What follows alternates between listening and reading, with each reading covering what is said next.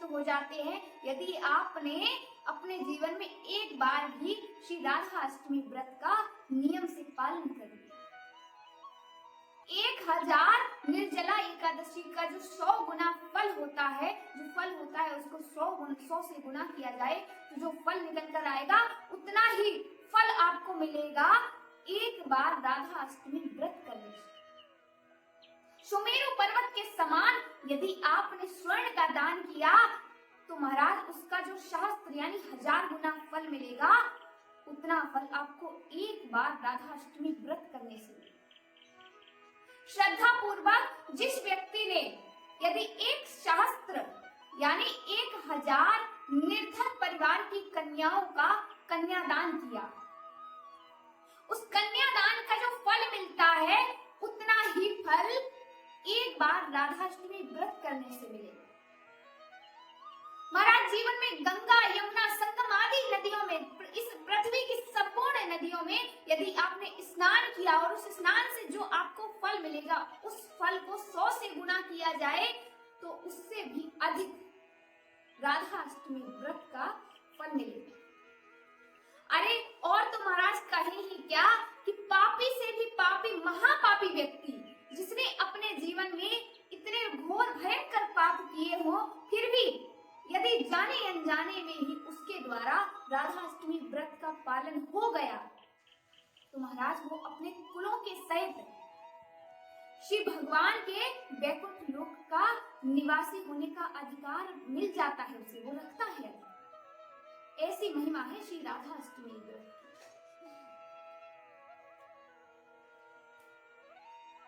राधा अष्टमी के दिन श्री किशोरी जी का प्राकट्य हुआ। श्री किशोरी जी श्री कृष्ण की उनकी शक्ति मानी जाती है, उनकी आत्मा मानी जाती है और श्री राधा रानी श्री किशोरी जी प्यारी रूप श्री कृष्ण की आत्मा है, प्रेम स्वरूप, प्रेम का ही साक्षात मूर्तिमान रूप है। ऐसी हमारी सुकुमारी श्री लाडली जी का प्रादुर्भाव हुआ। भाद्रपद माह की शुक्ल पक्ष अष्टमी तिथि के दिन श्री स्वामिनी जी का प्रादुर्भाव प्राकट हुआ। इस दिन हम सभी बड़े उत्सव से, धूमधाम से श्री किशोरी जी का जन्मोत्सव का आनंद लेते हैं। प्यारी जी का जन्म श्री कीर्ति मैया से नहीं हुआ। कीर्ति मैया को अनुभव होता है कि वो गर्भ से है। श्री प्यारी जी किशोरी जी का प्रादुर्भाव, उनका अवतार तो नील कमल से। एक दिन वृषभानु जी जमुना जी में स्नान करने के लिए गए तो महाराज उन्हें दिव्य तेज पुंज दिखाई दिया जो नील कमल में विराजमान था। एक खिला हुआ बड़ा सुंदर सा नील कमल दिखाई दिया और उसके प्रति वृषभानु बाबा को ऐसी आसक्ति हुई, ऐसा आकर्षण हुआ कि वो खींचे चले गए और देखा तो उस तेज पुंज का जो प्रकाश था, ऐसा तेज पुंज अद्भुत कि महाराज वो अपने नेत्रों से देख नहीं पा रहे हैं कि इसमें है क्या। बस उसके आकर्षण से खींचे जा रहे हैं और उस नील कमल को अपने अंक में भर कर ले आए और जैसे ही गए तो श्री कीर्ति मैया के पास उस नील कमल को विराजमान कर दिया, रख दिया उस नील कमल। और तभी श्री कीर्ति मैया को ऐसा अनुभव हुआ कि उन्होंने एक कन्या को जन्म दिया और देखा तो नील कमल में विराजमान हमारे प्यारे सुकुमारी श्री लाडली जी, श्री प्यारी श्री किशोरी जी, जिनका प्रादुर्भाव, उनके प्राकट्य की खुशी में, हर्ष में कि वो साक्षात शक्ति स्वरूपा है। सारी पृथ्वी ऐसे आनंद मग्न हो गई, इतने उत्साह में, इतने उमंग में भर गई कि महाराज स्वर्ग की तो कोई तुलना ही नहीं है। स्वर्ग की बात ही क्या करें, स्वर्ग से भी अद्भुत ऐसे आनंद उमड़ उठा पूरे ब्रजमंडल में। इस दिन राधा अष्टमी के दिन श्री किशोरी जी के जन्म दिवस को हम राधा अष्टमी के नाम से जानते हैं। राधा अष्टमी जिनका हमें श्री किशोरी जी के आगमन पर उत्सव के रूप में हम उनका व्रत करते हैं। व्रत का मतलब ये नहीं होता है, व्रत का मतलब होता है आपके हृदय में भरपूर श्रद्धा होनी चाहिए, श्रद्धा से आपका हृदय ओतप्रोत होना चाहिए और उस श्रद्धा भाव से आप श्री किशोरी जी के जन्म उत्सव का आनंद लें, राधा अष्टमी व्रत का पालन करें और नाम जप अत्यधिक करें, ज्यादा से ज्यादा हो सके तो नाम जप करें। नाम जप की बड़ी महिमा है। राधा अष्टमी के दिन प्रातःकालीन वेला में स्नान आदि नित्य कर्म से निवृत्त होकर सुबह प्रातःकालीन में कुछ आपको भोग नहीं पाना चाहिए, क्योंकि उस समय हमारी लाडली जू का प्रादुर्भाव हुआ है, लाडली जू का आगमन हुआ है।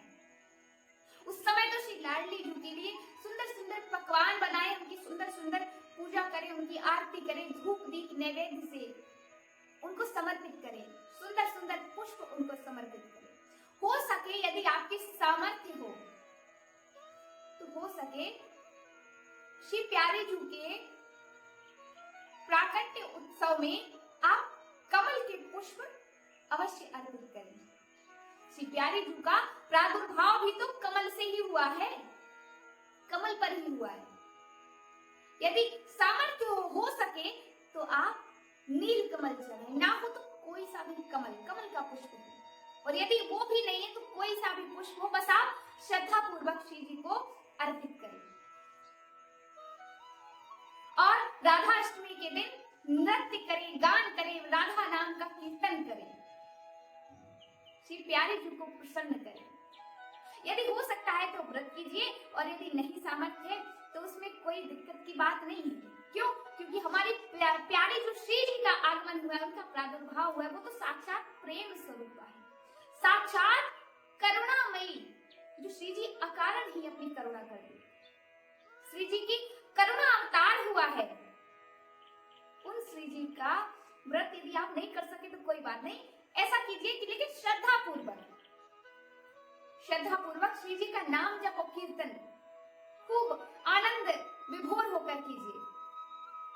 एक कथा आती है पद्म पुराण में, श्री राधा अष्टमी के व्रत कथा का महत्व बताती है।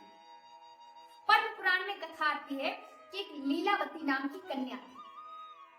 महाराज, कन्या ऐसी इतनी सुंदर कि उसका सौंदर्य, उसका लावण्य, रूप लावण्य अद्भुत। कहते हैं कि कभी कभी आपका सौंदर्य ही आपके पतन का कारण बन जाता है, क्योंकि आपको विवेक नहीं होता है और आपको अभिमान हो जाता है और आप पतन के मार्ग पर चल जाते हो। लेकिन समय सबका बदलता है, समय जो समय होता है, समय का भी समय बदलता है। एक समय जो आज है, ये समय हमेशा नहीं रहेगा, ये समय आज है, ये चला जाएगा। उस कन्या का ऐसा रूप सौंदर्य, अब क्या महाराज, वो बड़े प्राचीन काल की बात है, वो कन्या गलत आचरण में पड़ गई, गलत आचरण में पड़ गई। उसने बहुत सारे अपने जीवन में पाप कर्म किए और अपना जीवन बिगाड़ लिया।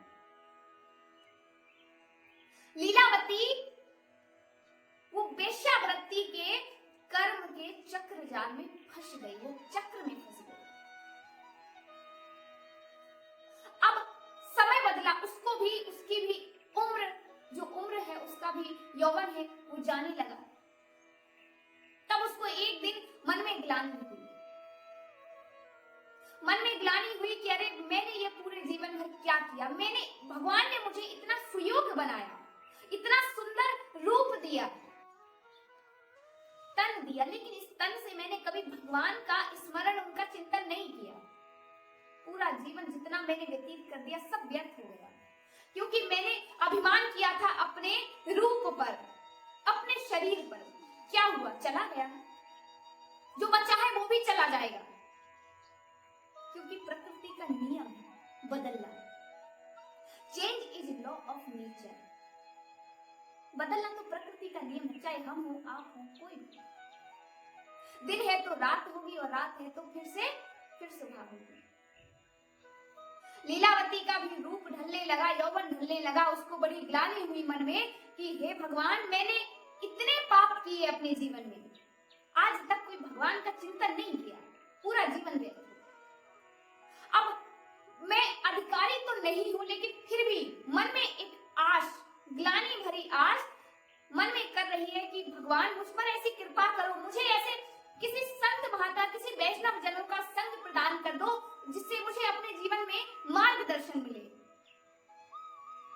मैं बाकी बचे हुए जीवन में, मेरे पाप कटने योग्य तो नहीं है, मिटने योग्य तो नहीं है ना, मैं अधिकारी हूं कि मैं आपसे कहूं मेरे पापों को काट दो या मिटा दो। मैंने किए हैं उसे मुझे भोगना ही पड़ेगा, मैं उसे स्वीकार करती हूँ।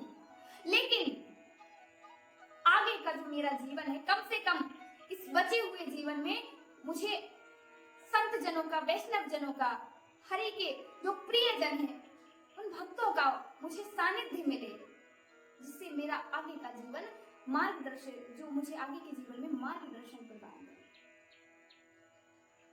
महाराज लीलावती अपने नगर से दूसरे नगर को निकली। अपने नगर से बाहर निकली तो उसने क्या देखा? रास्ते में जा ही रही थी, अब संत मिलन की, संत दर्शन की, वैष्णव जनों के दर्शन की आकांक्षा तो मन में थी। रास्ते में जा रही थी कि तभी उसने क्या देखा? सामने एक देवालय में, एक मंदिर में कुछ वैष्णव जन हैं, वो श्री ठाकुर जी की आराधना कर रहे हैं, उनका पूजन कर रहे हैं, धूप दीप नैवेद्य से उनकी अर्चना कर रहे हैं। कुछ वैष्णव जन करताल बजा रहे हैं, कीर्तन कर रहे हैं और कुछ नृत्य कर रहे हैं। ये दृश्य लीलावती ने देखा तो आश्चर्य हुआ, क्योंकि आज से पहले उसने कभी ये सब पूजा, आराधना, कीर्तन ये सब किया नहीं था, वो जानती नहीं थी क्या है। लीलावती गई और मंदिर में जाकर पूछा कि हे महात्मा, आप क्या कर रहे हो? ये आप नृत्य, कीर्तन, गान क्या कर रहे हो, क्यों कर रहे हो? तब वैष्णव जनों ने बताया कि देवी, आज राधा अष्टमी है। राधा अष्टमी यानी हमारे प्यारे श्री किशोरी जी, श्री राधा रानी जी का प्राकट्य उत्सव है। उनके प्रादुर्भाव का हम सभी उत्सव मना रहे हैं। इसीलिए राधा अष्टमी के दिन, आज के दिन हम सभी व्रत का पालन कर रहे हैं। श्री किशोरी जी के नाम की महिमा का, उनकी लीलाओं का, उनकी कथाओं का गान कर रहे हैं। लीलावती के मन में जिज्ञासा हुई। लीलावती ने कहा कि महात्मा जनों, इतना बताने की भी और कृपा करें कि ये सब करने से क्या होगा। तब वैष्णव जनों ने कहा कि देवी, राधा अष्टमी का जो भी व्यक्ति व्रत करता है, उस व्यक्ति से जाने अनजाने में भी यदि गौ हत्या जैसा पाप, ब्रह्म हत्या जैसा महापाप और चोरी जैसा अपराध, गुरुजनों में दोष दर्शन जैसा अपराध, पर स्त्री गमन जैसा पाप और स्त्री हत्या जैसा भी भयंकर पाप यदि आपसे किसी भी जन्म में, पूर्व जन्म में या इस जन्म में यदि गलती से भी, जाने अनजाने में भी बन गया हो, इतने घोर पाप भी जीवन में यदि एक बार श्री राधा अष्टमी का व्रत कर ले तो उसके सारे पाप नष्ट हो जाए।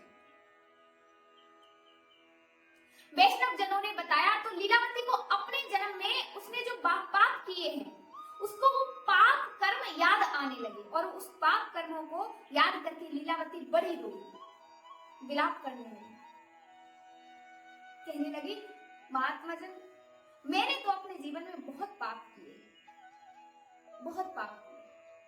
मेरे पाप, मैंने जो अपराध किए वो क्षमा करने योग्य नहीं है। फिर भी आप वैष्णव जन हैं, आप मुझ पर इतनी कृपा करें कि मेरे इन पापों को नष्ट करने का प्रयास कैसे किया जाए। मेरा जो आने वाला, जो आगे का जीवन है, बचा हुआ जो जीवन है, उसका समय है, मैं उस समय को भगवान में कैसे लगा सकती हूँ, भगवान के नाम से कैसे जोड़ सकती हूँ। ऐसी आप सभी महात्मा जन उस पर कृपा करें। सभी वैष्णव जनों ने कहा, देवी तो आप राधाष्टमी व्रत का पालन करें। अब भोर हुए वो गई ही थी, कुछ खाया पिया तो था नहीं उसने, तो उसने कहा मैं अभी से मैं राधाष्टमी व्रत शुरू कर दी। लीलावती ने राधाष्टमी व्रत का पालन किया। सभी वैष्णव जनों के साथ मिलकर उसने खूब भजन किया, खूब नाम कीर्तन किया और रात्रि जागरण किया।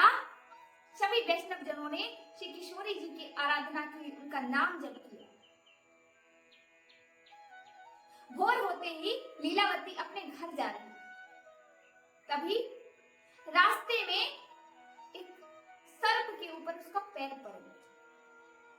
सर्प के ऊपर जैसे ही उसका पैर पड़ा तो होना क्या था महाराज, संयोग ऐसा ही बना था कि उस सर्प ने लीलावती को डस लिया, काट लिया। फिर क्या था, लीलावती पधार गई। लीलावती के प्राण छूट गए, लेकिन उसी समय यमदूत आए। यमदूत के पास उनका मुग्धर, उनका पाश जिसमें वो बांधते हैं आत्मा को, पाश में बांध कर ले जाते, बड़ा कष्टदायक है। उस पाश में लीलावती को बांध लिया। लीलावती बड़ी पीड़ा होने लगी, उसको बहुत चिल्लाने लगी, बड़ा कष्ट हो रहा है, मुझे छोड़ दो, बचाओ मुझे, बचाओ। तभी वहां पर शिव भगवान के विष्णु पार्षद प्रकट हो गए और विष्णु पार्षदों ने कहा कि अरे तुम इन्हें नहीं ले जा सकते हो।